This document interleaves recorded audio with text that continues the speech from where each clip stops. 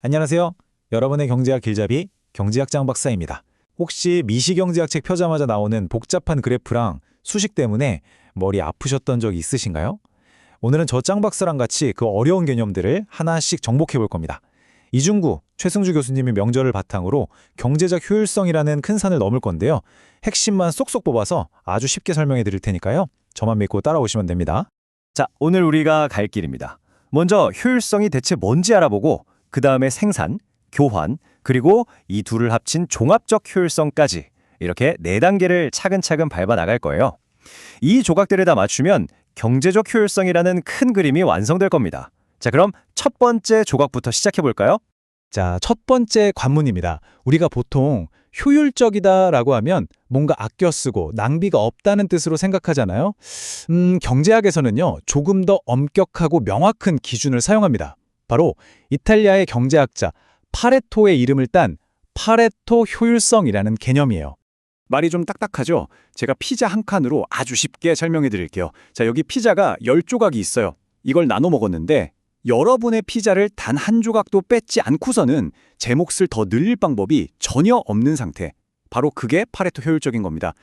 그러니까 더 이상 모두를 행복하게 만들면서 상황을 좋게 만들 방법이 없는 정말 개선의 여지가 꽉 막힌 상태라고 생각하시면 돼요. 그런데 여기서 중요한 거, 이게 꼭 공평하다는 뜻은 아니에요. 제가 9조각 먹고 여러분이 한 조각 먹어도 그 상태가 파레토 효율적일 수 있거든요. 이 점은 일단 머릿속에 꼭 넣어두세요. 뒤에서 아주 중요하게 다시 다룰 겁니다. 아주 예리한 질문이에요. 맞아요. 현실 경제는 정말 복잡하잖아요. 변수도 너무 많고요. 그래서 경제학자들은 마치 과학 실험실처럼 아주 단순한 세상을 만들어서 분석을 시작합니다. 일종의 미니어처 경제를 만드는 거죠. 바로 이 2 곱하기 2 곱하기 2 모델입니다. 이 세상에는요, 생산에 필요한 재료, 즉 생산 요소가 노동과 자본 딱 2개만 있어요. 그리고 이 재료로 만드는 물건도 X재와 Y재 2가지뿐입니다. 그리고 이 물건을 소비하는 사람도 A와 B 딱 2사람뿐인 아주 심플한 세상이죠. 이렇게 모든 걸 극단적으로 단순화시켜서 완벽한 효율성이란 게 도대체 뭔지 그 본질을 한번 파헤쳐보자는 겁니다. 자, 이제 효율성으로 가는 여정, 그 첫걸음을 떼어보겠습니다. 바로 생산의 단계입니다. 일단 우리가 가진 재료, 즉 노동과 자본을 단 하나도 낭비하지 않고 알뜰하게 써서 물건을 최대한 많이 만들어내는 것. 모든 건 바로 여기서부터 시작됩니다. 네, 바로 그 점이 핵심이에요. 효율적으로 생산한다는 건 그냥 막연히 열심히 일한다는 뜻이 아닙니다. 우리에게 주어진 노동자와 기계, 즉 자본을 X재를 만드는 공장과 Y재를 만드는 공장에 각각 몇 명, 몇 대씩 보내야 우리 경제 전체의 생산량이 최대가 될 수 있을까? 바로 이 최적의 자원 배분 문제를 푸는 게 생산 효율성의 핵심입니다. 이 어려운 문제를 그림 하나로 아주 간단하게 해결해 볼게요. 짜잔! 이 복잡해 보이는 그림이 바로 경제학자들의 비밀병기, 에즈워스 상자입니다. 이 상자의 가로 길이는 이 나라 전체의 노동자 수, 세로 길이는 기계의 수라고 상상해 보세요. X제 공장은 왼쪽 아래 구석에서 시작하고요. Y제 공장은 저기 오른쪽 위 구석에서 시작해서 서로 더 많은 노동자와 기계를 쓰려고 경쟁하는 상황입니다. 저 구불구불한 선들 있죠? 저건 각 공장의 생산량 지도, 즉 등고선 같은 거예요. 경제학에선 이걸 등량곡선이라고 부릅니다. 자, 여기서 가장 중요한 지점은요, 바로 두 공장의 이 등량곡선이 서로 스치듯이 부드럽게 만나는 접점들 A, C, D, E입니다. 바로 이 점들이 낭비 없이 자원이 배분된 효율적인 생산점들의 모임이에요. 자, 그럼 이 접점이 경제학적으로 대체 무슨 의미일까요? 바로 두 공장의 한계 기술 대체율 MRTS가 같아졌다는 뜻입니다. 말이 너무 어렵죠? 쉽게 풀어드릴게요. 이 한계 기술 대체율은 노동자 한 명과 기계 한 대를 맞바꾸려는 비율이라고 생각하면 돼요. 만약 X공장에서 노동자 한 명이 기계 2대 몫을 한다. MRTS는 2고 생각하고 Y공장에서는 노동자 한 명은 기계 한 대 몫이다. MRTS는 1이라고 생각한다면 어떨까요? 비효율적이죠? Y공장의 노동자 한 명을 X공장으로 보내고 X공장의 기계 1.5대만 Y공장으로 보내도 둘 다 이득이잖아요. 이런 식의 거래가 더 이상 불가능해지는 지점, 즉 두 공장에서 노동자와 기계의 가치를 똑같이 평가하는 지점이 바로 이 MRTS가 같아지는 효율적인 지점입니다. 완벽한 자원 배분이 이루어진 거죠. 그리고 방금 우리가 에지워스 상자 안에서 찾아냈던 그 수많은 효율적인 생산점들 있잖아요. 그 점들에서 생산되는 X제와 Y제의 양을 각각 좌표평면에 점으로 찍어서 쭉 연결하면 바로 이 아름다운 곡선, 생산 가능 곡선이 만들어집니다. 이 곡선은 말 그대로 우리 경제가 가진 기술과 자원으로 최선을 다해 생산할 때 가능한 모든 조합을 보여주는 경계선이에요. 만약 이 선 안쪽에서 생산하고 있다면 어딘가에서 자원이 놀고 있다는 뜻이고요. 선 바깥은 지금 기술로는 도달할 수 없는 꿈의 영역인 거죠. 즉, 이 곡선 위에서 생산한다는 것 자체가 생산이 효율적으로 이뤄지고 있다는 아주 강력한 증거가 됩니다. 좋습니다. 이제 우리는 생산의 달인이 됐어요. 낭비 없이 X제와 Y제를 최대치로 만들어냈습니다. 하지만 여기서 끝이 아니죠. 자, 이 만들어진 물건들을 우리 경제의 두 구성원 A와 B에게 어떻게 나눠줘야 두 사람 모두 만족할 수 있을까요? 바로 두 번째 단계, 교환의 효율성 문제입니다. 이번에도 우리의 단짝, 엣지워스 상자가 등장합니다. 겉보기엔 아까랑 똑같아 보이지만 속은 완전히 달라요. 이번엔 가로축이 이 경제에 있는 X제의 총량, 세로축이 Y제의 총량입니다. 그리고 저 구불구불한 선들은 생산량이 아니라 두 사람 A와 B에게 똑같은 만족감을 주는 X제와 Y제의 조합, 바로 무차별 곡선이에요. 기억나시죠? 사과 하나랑 배 두 개를 먹든 사과 두 개랑 배 하나를 먹든 나는 똑같이 행복해 하는 점들을 쭉 연결한 선 말이에요. 원리는 생산대랑 똑같습니다. 두 사람의 이 무차별 곡선이 서로 부드럽게 접하는 점들, 이 점들이 바로 더 이상 서로 물건을 교환할 필요가 없는 교환이 효율적인 상태를 의미합니다. 자, 이 접점에서는요, 드디어 두 사람의 한계 대체율이 같아집니다.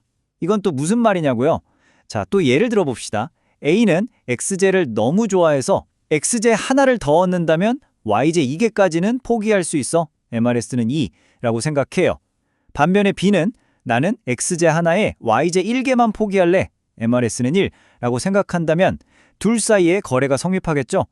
B가 가진 X제 1개를 A에게 주고 A가 가진 Y제 1.5개를 B에게 주면 둘 다 이득 보잖아요. 이런 윈윈 거래가 더 이상 불가능해지는 지점, 즉 두 사람이 X제와 Y제를 교환하려는 그 주관적인 비율이 똑같아지는 지점이 바로 MRS가 같아지는 지점입니다. 이미 최적의 분배가 끝난 거죠. 좋습니다. 자, 생산도 완벽하게 했고 나눠주는 것도 완벽하게 했습니다. 그럼 이제 모든 게 끝난 걸까요? 우리 경제는 도할 나위 없이 행복할까요? 아닙니다. 우리는 아직 가장 중요하고 근본적인 마지막 퍼즐 조각을 맞추지 못했어요. 자, 여러분, 한번 상상해 보세요. 우리나라의 모든 자원과 기술을 총동원해서 정말 한 채 낭비도 없이 완벽하게 배만 엄청나게 많이 생산했어요. 그리고 그 배를 모든 국민에게 아주 효율적으로 나눠줬습니다. 생산도 효율적이고 교환도 효율적이죠. 근데 만약 모든 국민이 사실은 사과를 미치도록 먹고 싶어 했다면 이걸 과연 효율적인 경제라고 할 수 있을까요? 당연히 아니죠. 바로 이겁니다. 애초에 사람들이 원하는 바로 그 물건을 딱 그만큼 만들고 있는가? 이 근본적인 질문에 답해야 비로소 효율성의 마지막 퍼즐이 맞춰지는 겁니다. 바로 이 지점에서 우리는 생산의 세계와 소비의 세계, 이 두 개의 거대한 세계를 하나로 연결해야만 합니다. 왼쪽에 보이는 생산 가능 곡선은 우리 사회가 물건을 만들어낼 수 있는 능력, 즉 공급의 한계를 보여주고요. 오른쪽에 보이는 무차별 곡선은 사람들이 무엇을 얼마나 원하는지, 즉 수요의 욕구를 보여줍니다. 이 둘이 따로 놀면 안 되겠죠? 공급 능력과 수요의 욕구가 정확하게 딱 맞아떨어지는 바로 그 황금 같은 지점을 찾아야만 진정한 의미의 효율성이 달성되는 겁니다. 이 두 세계를 연결해주는 다리 역할을 하는 개념이 바로 한계 전환율, MPT입니다. 이름 그대로예요. 우리 경제가 Y제 생산에 쓰던 자원을 빼서 X제 생산으로 전환할 때의 비용을 나타냅니다. 즉, X제 하나 더 만들려면 Y제 생산을 몇 개나 포기해야 하지? 라는 사회 전체의 객관적인 생산 비용을 의미하는 거죠. 이건 생산 가능 곡선의 특정 점에서의 접선의 기울기로 나타납니다. 그리고 마침내 모든 효율성의 정점, 최종 조건이 바로 여기에 있습니다. 사람들이 X제에 대해 주관적으로 느끼는 가치, MRS와 사회가 X제를 만드는 데 드는 객관적인 비용, MPT가 정확하게 일치하는 순간, 바로 이 순간 우리 경제는 더 이상 바꿀 필요도 바꿀 수도 없는 완벽한 균형 상태에 도달합니다. 사람들이 원하는 바로 그 조합을 사회가 가장 효율적인 방법으로 생산해내는 그야말로 완벽한 조합이 탄생하는 겁니다. 정말 짜릿한 순간 아닌가요? 자, 정말 숨가쁘게 달려왔습니다.